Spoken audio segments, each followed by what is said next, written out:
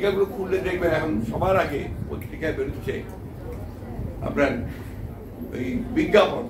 কিসের বিজ্ঞাপন? ফ্রিজের বিজ্ঞাপন। ফ্রিজ প্রত্যেক প্রথম পাতাতেই বিরাট বিরাট করে রেফ্রিজারেটর তার বিজ্ঞাপন। কেন? সামনে কোরবানির ঈদ আসতেছে, কোরবানির ঈদে আপনার গরু জবাই করবে আর আপনার ওই ফ্রিজের মধ্যে রাখবে। কারা করতে পারে? বড় লোক, যারা দড়ি তারা না। আজকে পত্রিকায় দেখলাম 2টা গরু বিক্রি হতে পাবনা থেকে 40 লক্ষ টাকায়। ভাবেন, একদিকে মানুষ খেতে পাচ্ছে না, ডিম কিনতে পারে না তার বাচ্চাদেরকে দেওয়ার জন্য, লেখাপড়ার খরচ জোগাতে পারে না, আর একদিকে মানুষ 40 লক্ষ টাকা দিয়ে গরু। এটা কেন?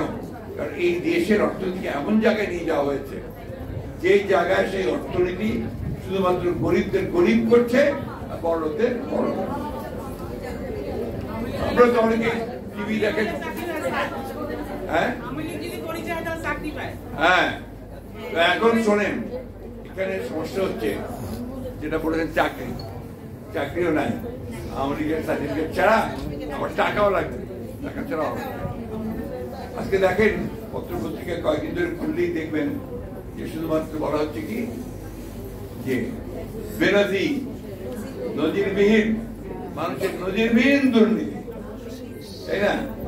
একই সঙ্গে সাবেক সেনাপ্রধান তাকেও স্যাংশন দিয়ে দিয়েছে, সাবেক সেনাপ্রধান।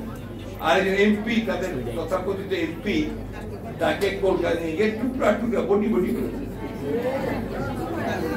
এই তো হচ্ছে চেহারা।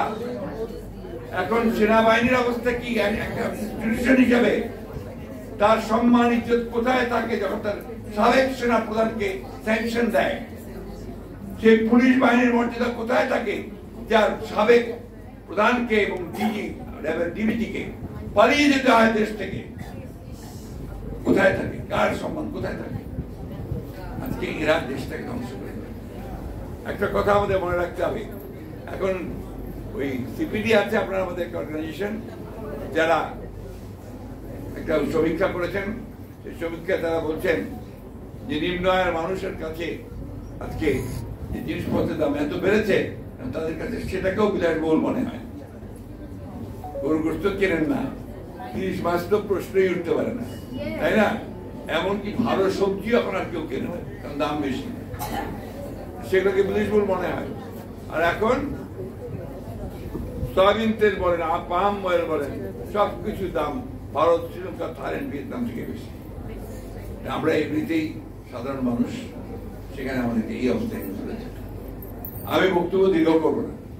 আমরা একটা খুব কঠিন সময় পার করছি, আর এই সময়টা তৈরি করেছে এই সরকার, এই আওয়ামী লীগের সরকার, যারা গত 3 বছর, 3, 4, 15 বছর ধরে সম্পূর্ণ বেআইনি ভাবে জোর করে রাষ্ট্রকে ব্যবহার করে এই পুলিশ, এই বিডিআর, আপনার প্রশাসন, অন্যান্য সব রাষ্ট্রযন্ত্রকে ব্যবহার করে তারা আজকে জোর করে ক্ষমতায় টিকে আছে। ভোট দেয় না কেন?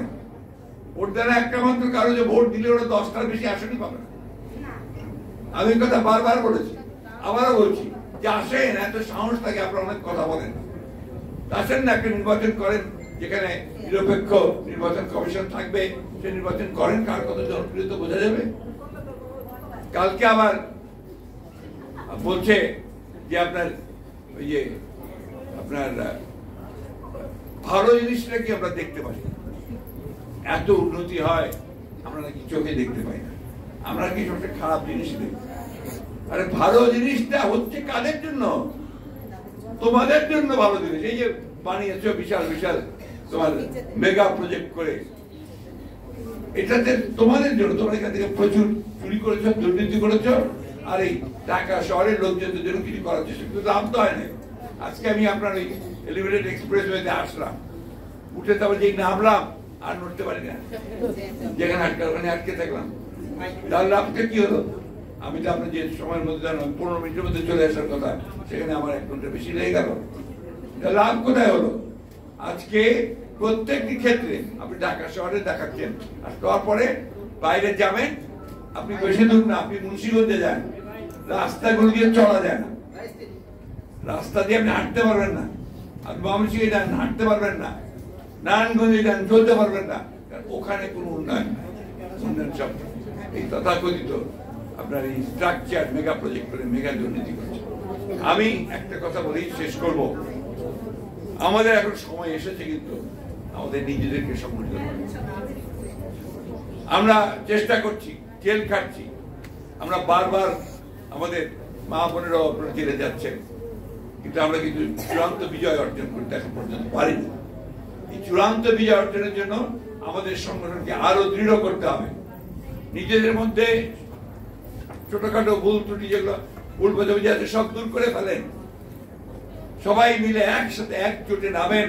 এটা আপনার বিএনপির সমস্যা না, এটা বাংলাদেশের সমস্যা, জাতির সমস্যা। এই জাতি আপনার ভবিষ্যতে টিকবে কি টিকবে না, আপনার ছেলেরা ভবিষ্যতে চাকরি পাবে কি পাবে না, তারা স্বাধীনভাবে চলতে পারবে কি পারবে না, তার পুরোটা নির্ভর করছে এই সরকারকে আপনি শান্তিপূর্ণভাবে নির্বাচনের মাধ্যমে পরাজিত পারবেন, করতে পারবেন কি পারবেন না। তো নির্বাচন করতে হলে তো আপনাকে একটা নিরপেক্ষ সরকার দরকার হবে, তাই না? নির্বাচন করার জন্য সেই জন্যই তো আমরা লড়াই করছি। আমরা বারবার এই কথা বলছি যে আমরা একটা নিরপেক্ষ সরকারের অধীনে নির্বাচন চাই, সেইভাবেই আমরা নির্বাচন কমিশন চাই, সেইখানেই তাদের আপত্তি। তাই আসুন, আজকে আমাদের এই মহান নেতা, যিনি আমাদের স্বাধীনতা এনে দিয়েছিলেন,